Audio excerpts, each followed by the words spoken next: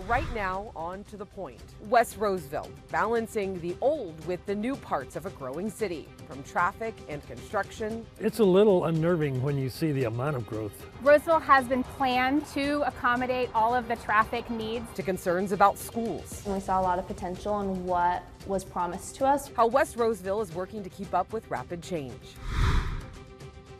Thank you for joining us on To The Point. I'm Alex Bell, and we are in Roseville for the next half hour, taking a closer look at the growth and challenges shaping the west side of the city.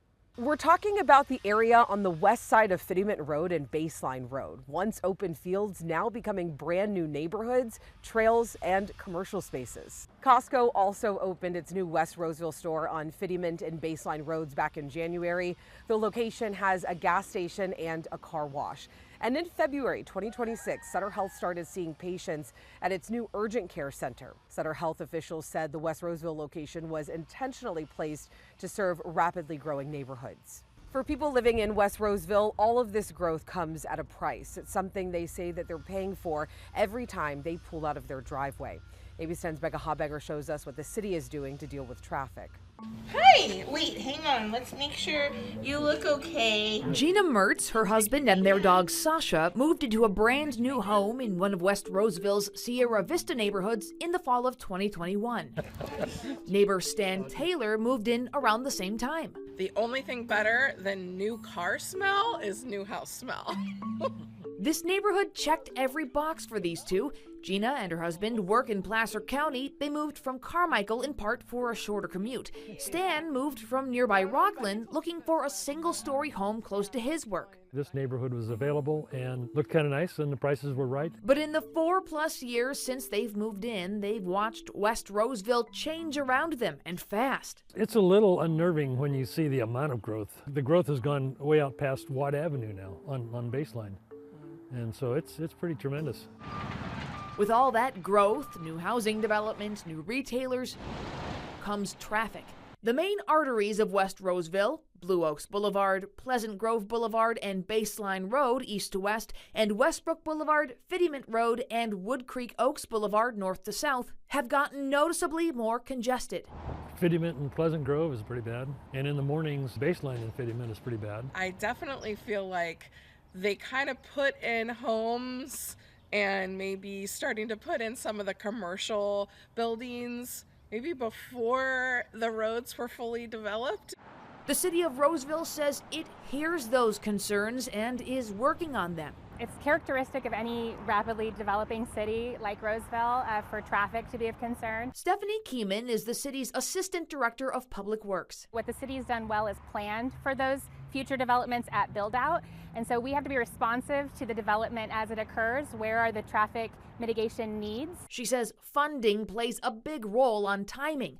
In 2016, a county-wide half-cent sales tax ballot measure to fund road improvements, Measure M, failed by less than 3%. It needed 2/3 approval to pass. And in 2024, a similar effort, but just for the cities of Roseville, Rockland, and Lincoln, Measure B, also failed by the same margin. We are always on the lookout for opportunities to procure state and federal grant funding that's available. And we did procure some grant funding for the Blue Oaks widening that's in design right now. And Congressman Kevin Kiley recently announced he secured $1 million to install traffic signals and widen the roadway along Baseline Road, a project in Placer County to the west of Roseville city limits, but one that will improve commute times for many people living in West Roseville. Kiley also secured more than $22 million last year to widen Highway 65 in Roseville between Blue Oaks Boulevard and Galleria Boulevard. But in most cases, road projects in growing parts of the city are funded almost entirely by developer fees, also known as impact fees. Each developer pays based on housing unit for what that specific impact, the traffic impact that their development causes. So they're all paying their fair share. Based on the actual mitigation needed for their specific project. A so-called nexus study determines how much a developer's plans will impact public infrastructure and charges them accordingly. And the city says it can't start making those improvements until it collects the developer fees to pay for them. The city has several traffic mitigation construction projects in the works, and many that are already done. For example, last year, the city finished widening Pleasant Grove Boulevard. that helped a little bit with flow and wasn't quite as backed up. We are aware of what's coming, and we are being proactive and responsive to address those needs as quickly as we can with the resources available. Roseville also has an intelligent transportation system with cameras at every traffic signal in the city, sending live video to the city's traffic operations center to speed up traffic flow. And a full-time staff person, they can flush areas of traffic as a concern specifically arises, and we can see it back at the office. Of course, the bigger picture extends beyond city limits. Matt Click is the executive director of the Placer County Transportation Planning Agency. One of the things about road construction is it takes a long time. There is an entire environmental permitting process that they have to go through. That can take 2 or 3 years. They have to do the actual physical design, acquire necessary right-of-way, and then go into construction. So the moment you think, boy, we might need more lanes, it could be 8 to 10 to 12 years later. He points out Placer County is one of the fastest growing counties in California for good reason, and more traffic might be a worthwhile trade-off, he says. This is a place where young California families can buy a house and raise their family without having to move, if that means a lot of people are attracted. And instead of waiting for, 3 minutes, they have 5 minutes of delay. Is that the worst thing in the world? Back in the neighborhood, Gina says she knows the responsibility cuts both ways. It's also our responsibility to do our part, and if we don't need to be out during commute time, we schedule and do our lives in a way that's more conscientious. For now, both neighbors say they're not going anywhere. They still love the community, the neighborhood, the single-story homes they moved here for. They just want the roads to catch up. In West Roseville, Becca Habiger, ABC 10. In a growing city with thousands of new homes, but where are the new schools going? The concerns from parents. Roseville's mayor addresses public safety and what's being done to keep up with demand. Success, to me, a baseline of our community is always that we're safe and that we're healthy. With many families moving into West Roseville, there is an increased need for schools. Building campuses can take years, with plans often out of a family's control. ABC 10's Jeannie Nguyen sat down with homeowners to get their perspective. Really loved that it was a new up-and-coming neighborhood, and we saw a lot of potential in what was promised to us. We loved the idea of having a new elementary school and new parks for our kids, future kids, to grow up using. Savannah DeVore and her growing family moved to Roseville's Amorosa Ranch last year. The quickly growing neighborhood sits right off of Westbrook Boulevard. With her 2-year-old daughter, Halston, DeVore says education is a big factor for them. I wanted her to grow up going to school with her neighbors. She would walk home from school, be in the same class as her neighbors. The website for Amorosa Ranch shows what the neighborhood could look like, including an area mapped out for a potential future school. Also the reason why Jessica Hildebrand moved into her home. Come on, let's get a treat. Yeah, come on. They were touting the school being built. It was just part of the discussion. Even though Hildebrand doesn't have school-age children of her own, she believes schools bring communities together. Schools are hearts of communities to make those connections and have those friendships.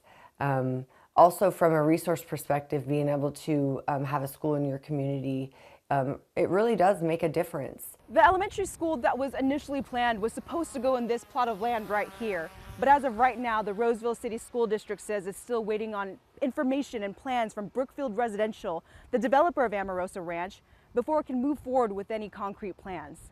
Brookfield Residential provided ABC 10 with a statement that says in part, Brookfield Residential has offered to partner with the Roseville City School District to build the school, and we remain hopeful the district will allow us to move forward together to bring a school at Amorosa Ranch to life. ABC 10 asked Brookfield to clarify what the partnership means.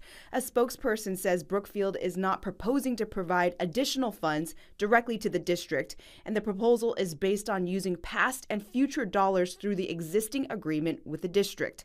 The district says at this point it still comes down to cost. There are no plans to build an elementary school in the Amorosa Ranch development because there is roughly a $50 to $55 million shortfall in that development. Right now, students in the Amorosa Ranch development attend Venzel Brown Elementary School and Bulljean Middle School, about 8 miles away. The district says even though Winding Creek Elementary is closer, That school will be full in the next 3 years. The district recently approved plans to build a new TK through 8th grade school in the Placer 1 development a few miles east of Amoroso Ranch to help with the demand. If we can build it large enough to accommodate some of the Amoroso Ranch families as well.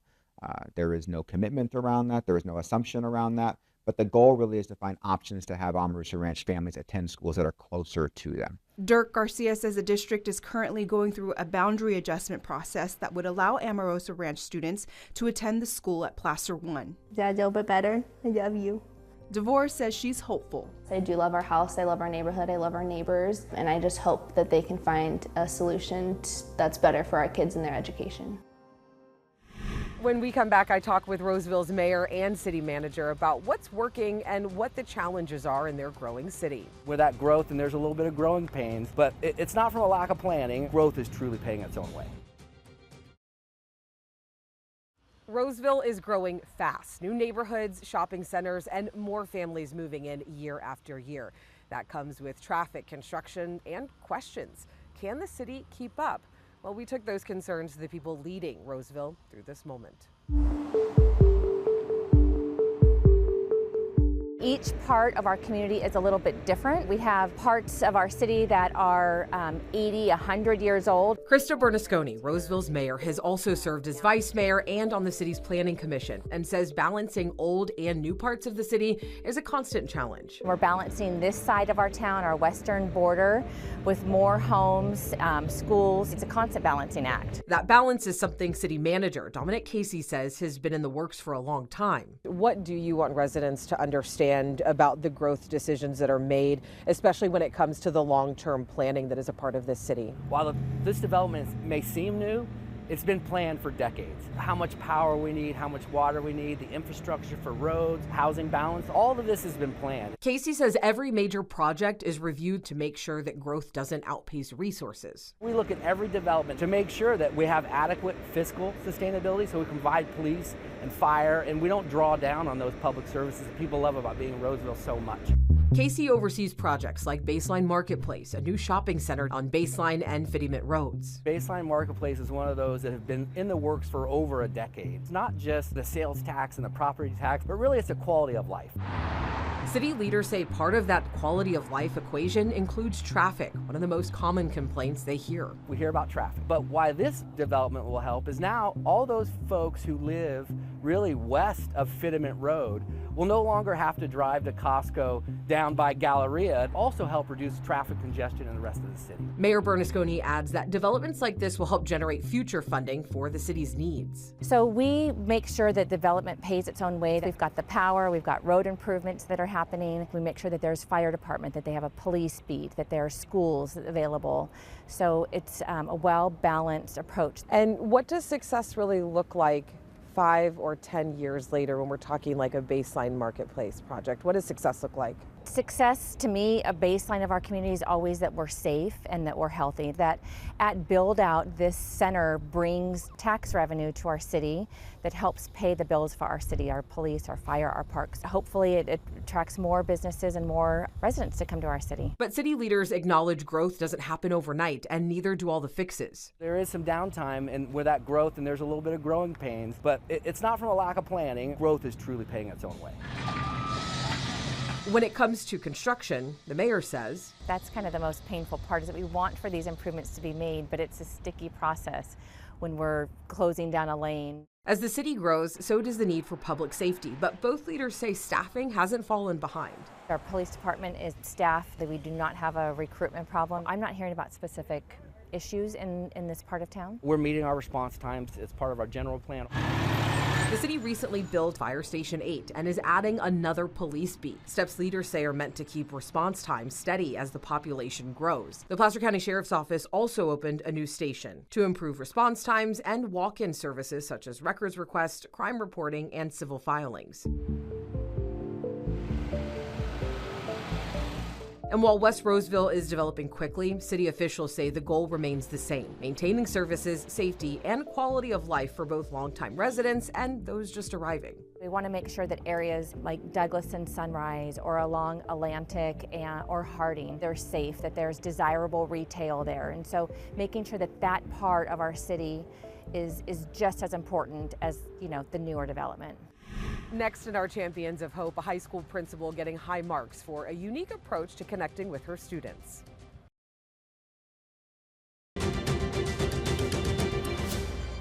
Students call her inspiring. Teachers call her supportive.